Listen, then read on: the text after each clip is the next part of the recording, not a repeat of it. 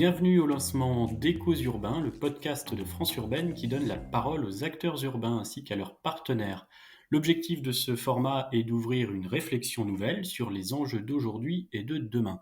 Nous inaugurons ce podcast avec 2 épisodes consacrés à la promotion de l'économie sociale et solidaire et à l'innovation sociale par les territoires urbains, réalisés par le Réseau des collectivités territoriales pour une économie solidaire, le RTES, et l'Agence d'ingénierie pour développer l'ESS et l'innovation sociale, l'AVISE, en lien donc avec France Urbaine.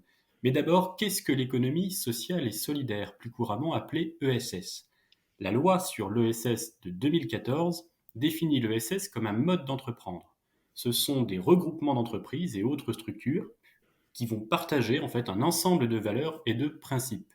Par exemple, l'utilité sociale, l'implantation et coopération locale, la gouvernance démocratique, la prise en compte des spécificités du territoire et des besoins de ses habitants, ou encore, par exemple, la participation à la transition écologique.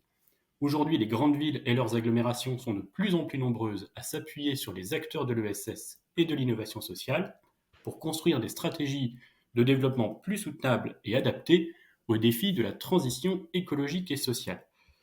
C'est pourquoi France Urbaine, l'AVISE et le RTES ont réalisé une étude pour aider les élus locaux à identifier les leviers d'action qu'ils peuvent mobiliser pour renforcer et accompagner les dynamiques d'innovation sociale et d'économie sociale et solidaire sur leur territoire. Aujourd'hui, nous recevons Emeline Baume, première vice-présidente de la métropole de Lyon, qui est également coprésidente de la commission économie circulaire et ESS de France Urbaine. Bonjour Emeline Baume. Bonjour. Et nous recevons également Maëlle Copé, qui est vice-présidente de Nantes Métropole et présidente du RTES. Bonjour à vous. Bonjour.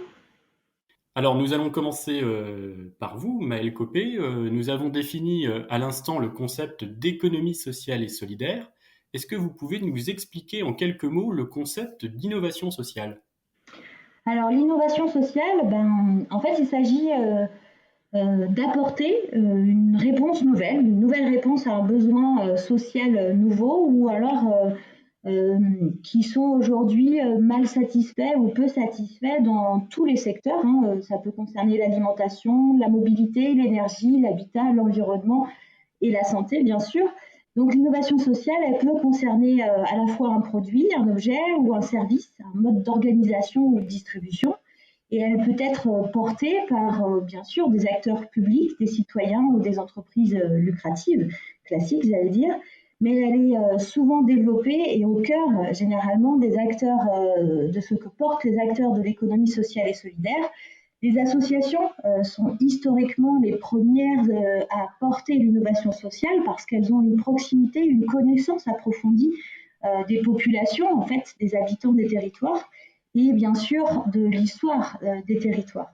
Donc la reconnaissance de l'innovation sociale et pas seulement de l'innovation technique ou technologique, et donc la possibilité d'orienter des financements, on va parler concret, de l'innovation vers l'innovation sociale est une condition importante aussi au développement de l'économie sociale et solidaire sur les territoires. Elle peut prendre la forme de la mise en place de prix d'innovation sociale, c'est ce que nous on fait par exemple à Nantes Métropole, ou sur une fondation de soutien à l'innovation sociale pour illustrer, pour prendre des exemples qui ont été illustrés par l'étude que nous avons menée. D'accord, c'est très clair. Effectivement, le concept d'innovation sociale, on comprend, est un concept qui embrasse finalement très large. C'est vous, Emeline Baume, justement, vous êtes coprésidente de la commission économie circulaire et ESS de France Urbaine, aux côtés de Frédéric Minard, qui est l'adjoint au maire de Roubaix. Euh, Cette commission, elle réunit à la fois des élus et des techniciens des collectivités membres de France Urbaine, qui s'investissent dans le domaine de l'ESS et de l'économie circulaire. Selon vous, comment finalement est abordé le sujet de l'ESS au sein de cette commission? Alors l'économie sociale et solidaire, elle est, de mon point de vue, abordée sous 3 angles assez spontanément, que ce soit les élus ou les agents chargés de mission dans les différentes collectivités territoriales. On a le point d'entrée de l'utilité sociale et souvent, comme on a affaire à des territoires urbains, on y rentre par la question des quartiers politiques de la ville, ou dit autrement des QPV. Donc, comment porter, accompagner des dynamiques collectives qui soient porteuses de sens, mais qui est aussi un modèle économique dans des quartiers où il y a de fortes formes de précarité et de fortes fragilités. J'agrège à ça la dynamique territoire zéro chômeur. On a aussi une autre approche de l'ESS qui est l'accompagnement des nouvelles politiques publiques, comme l'a indiqué Maëlle Copé. Ce sont souvent les organisations de l'économie sociale et solidaire qui savent prendre des risques, hein, pour dire autrement le mot innovation, qui s'organisent autrement, qui détectent des besoins non couverts.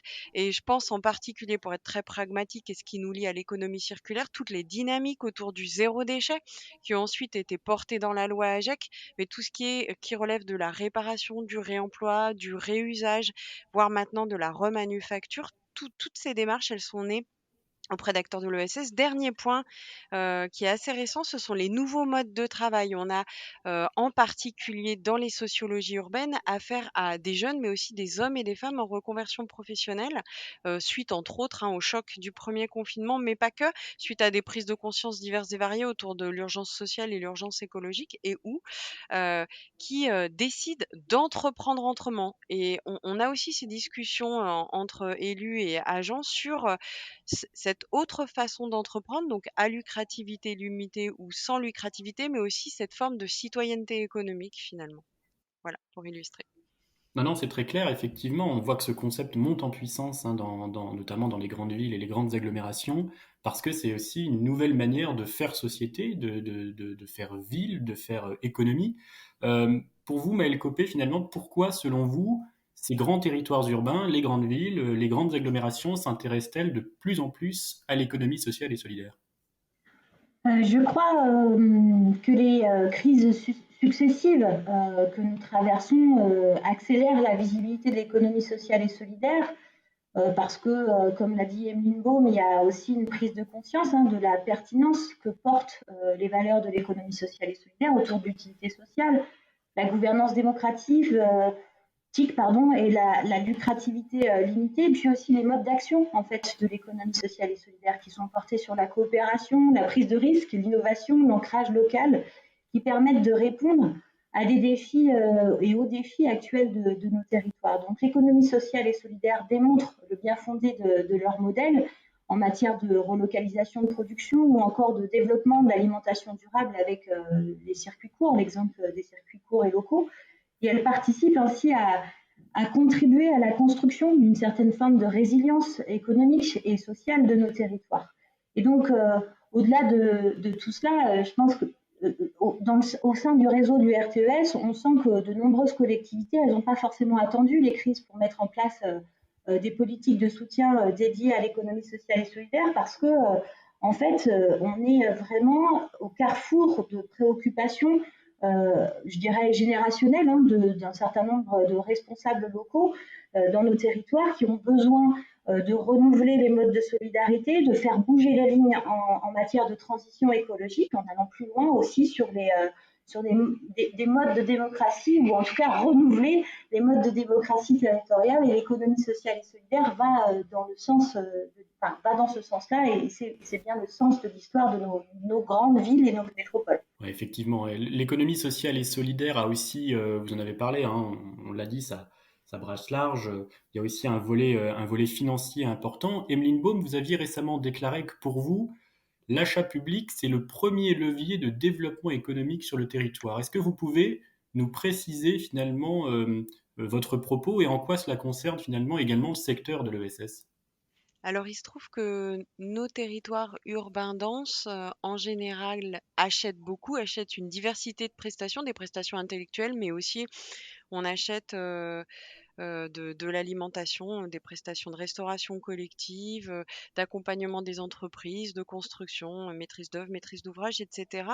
Et la plupart des territoires, en général, font le choix d'orienter leur politique d'achat public vers les acteurs du territoire. Ils font le choix d'envoyer des signaux pour accompagner la transformation des acteurs du territoire, en général, pour qu'ils intègrent les enjeux du moment, lesquelles sont à l'heure actuelle. La question donc de l'abaissement de l'impact carbone, de la circularité matières et matériaux, mais aussi la question de la création d'emplois les plus inclusifs possibles. C'est là qu'on retrouve les organisations de l'ESS.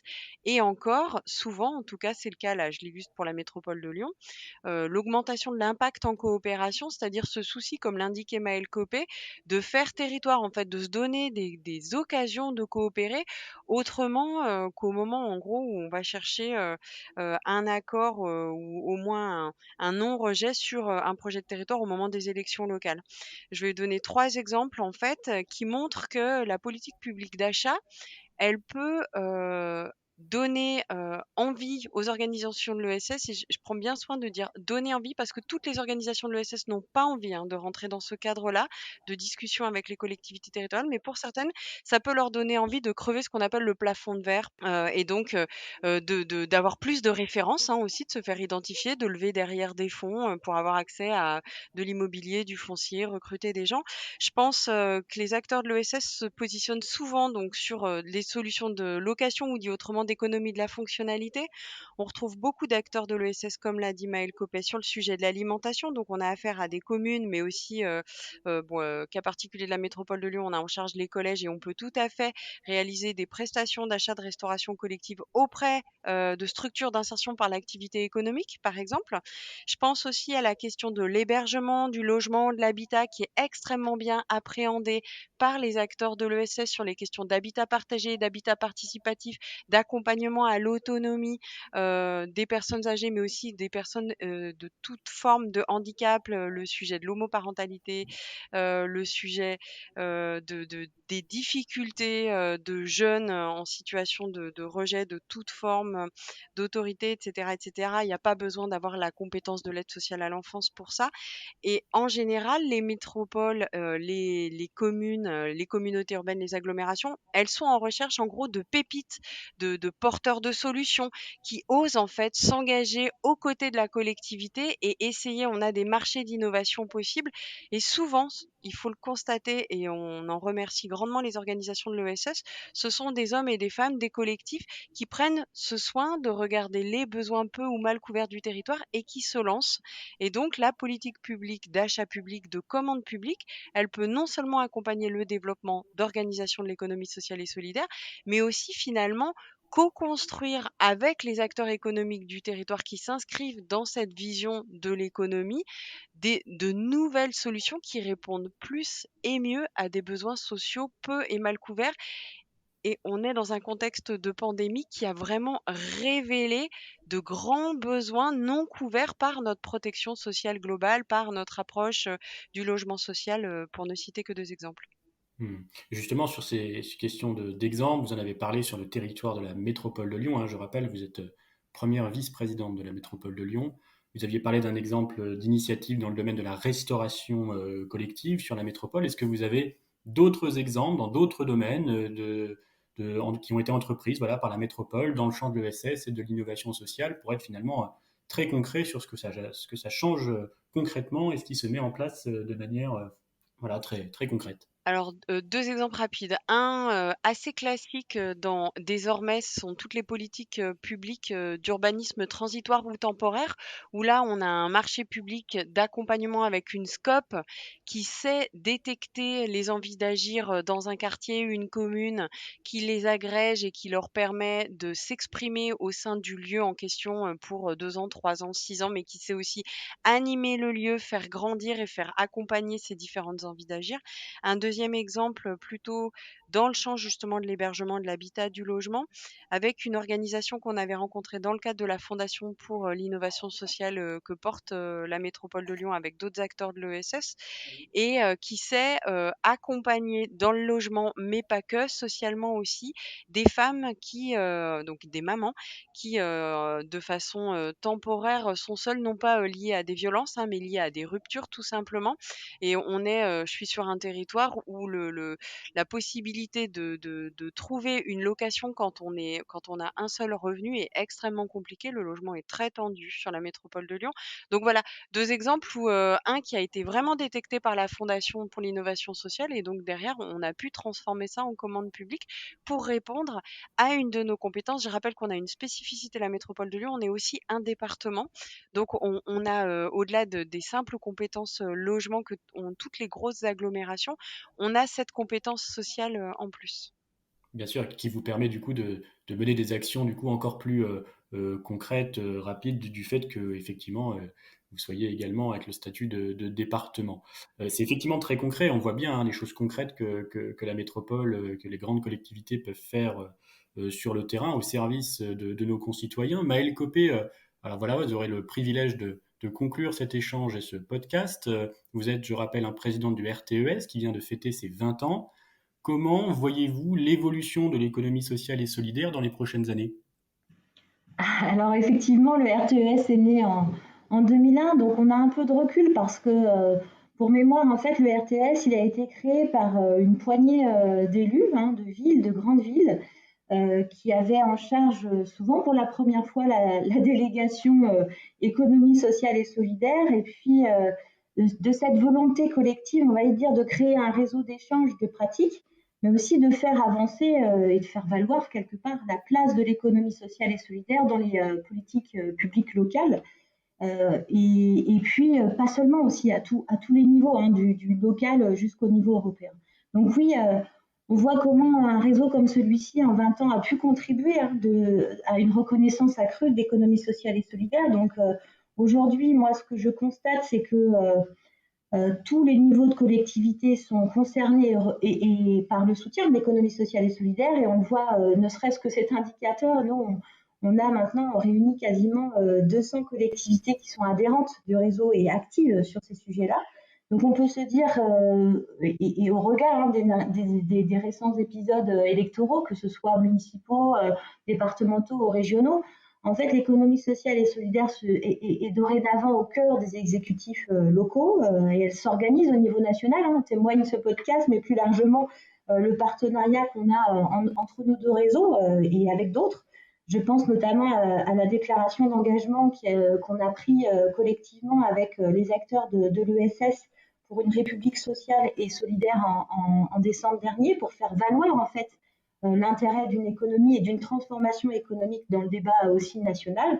Et puis aussi, je tiens à le pousser, c'est-à-dire que l'échelon européen aussi a adopté en décembre dernier un plan d'action européen pour soutenir l'économie sociale et solidaire. Et là aussi, nous, les territoires, on a intérêt à s'approprier de ce plan et à le prendre en main. Donc en vrai, aujourd'hui, on peut se dire que les planètes s'alignent pour l'économie sociale et solidaire et inscrivent finalement dans le temps long de nos politiques publiques l'économie sociale et solidaire à tous les échelons.